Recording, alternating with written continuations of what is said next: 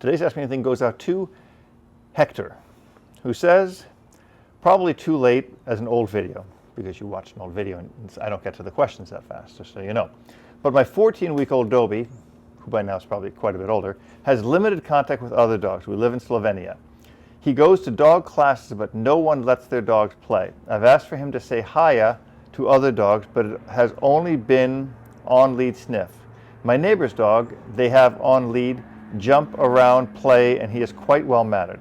But my other dog, he bites him all the time in play, and I keep stepping in to stop it. He is gentle with my sheep, chickens, and rabbits, but can't stop biting my other dog. Worried it will cause problems when he's older. How do I stop it? Well, you're going to stop it by doing exactly what you're doing, by stopping it, by stepping in, by letting the dog see that you're not going to tolerate it. When Goofy and Dwayne would play, I let them play to a certain degree. If I think Dwayne is uncomfortable with it, I stop the play. That's what you need to do. You need to control it. And that's something that would basically happen if the dog was in a pack. The alpha of the pack, the mom usually, because it would be puppies more than likely, would just step in and grab the instigator and correct the dog, grab him by the scruff of the neck and go, hey, knock it off. You need to play that role until your dogs understand the levels of play, until your more dominant dog understands bite inhibition and understands that they're not allowed to play as hard as they're trying to play.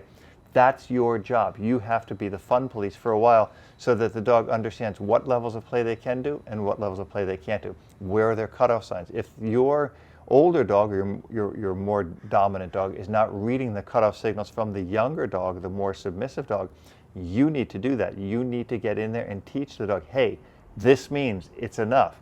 And Goofy and Dwayne know by now that I've cut it off so many times at a certain level that is the level where they're going to stop initiating play or they're going to stop playing. Now, Dwayne will continue to play because he knows I'm there to step in for him, and that's a good thing, but you want to make sure that the dogs start to learn their little signals, because dogs playing is a very healthy thing. Remember, dogs are always going to play in a fashion that resembles fighting, because dogs don't play chess. Dogs only, most animals will always play fight. That's just what they do because that's how they stay alive. They hone their skills, they polish their skills. This is the same with lions or gorillas or any animal in the world. Cats. I'm not sure about gerbils or any of those, but generally play fighting is the way animals play because they don't have any toys to play with. Hi, we have a rescue pit cross spaniel and she's 20 months old.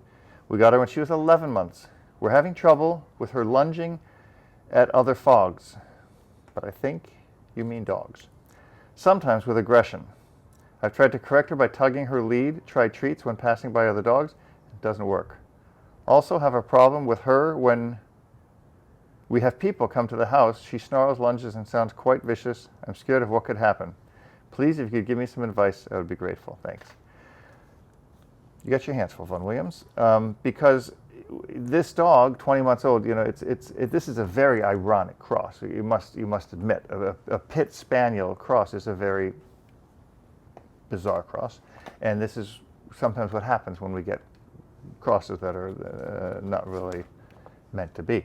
So the bottom line is, she's 20 months old, so she's still in somewhat kind of formative years. And what I would really suggest you do here is build some immense structure into the dog's life. Right? The dog needs to have permission to stand up, permission to walk down, permission to sit, permission to go here, permission to go there. I would box this dog in to understanding that everything she does has a purpose and that you control that purpose. The more freedom you give her, the more she's going to go into the direction where she is now. And that's the direction you don't want her to go in or to be in. I think the number one thing I would do is do some basic obedience exercises. Obedience exercises are going to be the key to your communication with this dog, and that the dog should understand that you will control those movements. Now, you don't need to do it through force or brute strength. You need to do it through fairness and structure, which means there will need to be some corrections, right? You can't do this with just positive only training. The dog needs to understand that there are some repercussions for bad behavior or for not listening to you, for not doing what you ask the dog to do. That's fair. You ask the dog to do something. If the dog doesn't listen, then you give the dog a correction and ask them to do it again. Until they do it correctly, then you reward them with praise or treats or toys or whatever it might be. You're not going to lure this dog past other dogs because the dog is beyond that, right? And most dogs who have some kind of a reactivity to other dogs, the luring doesn't work. The luring might work in some scenario, let's call it that, where the dog is really not that interested in the other dogs. If the dog is, it's not going to work. So again, all this obedience you need to do it outside of the presence of other dogs, distractions, or anything like that. In your house, I would crate this dog 100% of the time until you're past this behavior, because you don't want somebody getting bit or somebody getting seriously hurt. And that will happen with this dog. If the dog is lunging and growling and snarling at people coming to your house, she is also controlling your house. You need to control your house. You need to be in charge of your house. So the dog would understand. The dog must be in a crate. The dog must be on a place. And if the dog gets off of that place, I don't care if it's to say hi or anything else, the dog receives a correction and is put back on their place. This dog should have no freedom until it has earned that freedom, until it has proven that that freedom will be taken without any great liberty. So the dog will not act on her own to do something stupid like lunge at another dog or bite a friend of yours that's coming over the house. It's a serious liability. I'm telling you this right now. So take it seriously and make sure that you give the dog the structure the dog needs. Keep the dog crated, keep the dog on a leash. I would make sure it's a very strong leash with a good snap and a good strong collar, so that you don't have an oopsie daisy situation, which is going to cost someone an injury and possibly the dog their life. It says, my dog lately started howling at some people. I correct her, but she still continues. She is a Belgian Malinois, 10 months old. I'm afraid that this won't progress into something, I'm afraid that this won't progress into something worse.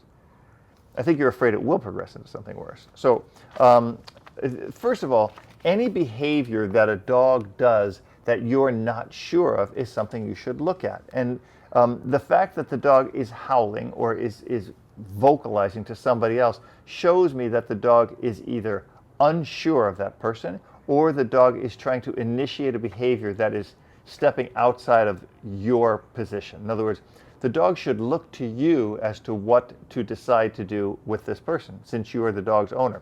So the one recommendation I would really give to you, especially at 10 months old, is to get the dog to understand, to look at you, to focus on you, and to offer a behavior to you and not zone in on the other person. When dogs zone in on other people, they're assuming more of a leadership position, right? They're trying to be more in control than you are.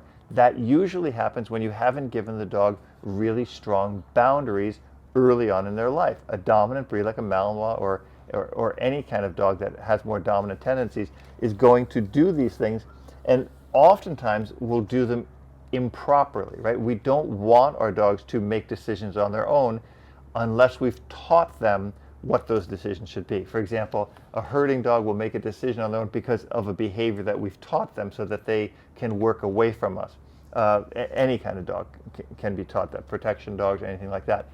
But those are all behaviors that have already been programmed into the dog, so that when they come to fruition, when they come to roost per se, then there's something that we've already harnessed into the dog so the dog can do that. Now if the dog just walks up and starts howling at somebody, that's probably not a good position. So socialize the dog very, very much. Get it around other people, a lot of people, but do not have it always meeting the people, because there might be people the dog doesn't like. There may be people who are unfamiliar with the dog or who are uncomfortable around dogs. So the dog always looks back to you for attention, to you for what it should do, to you for a behavior that it should offer.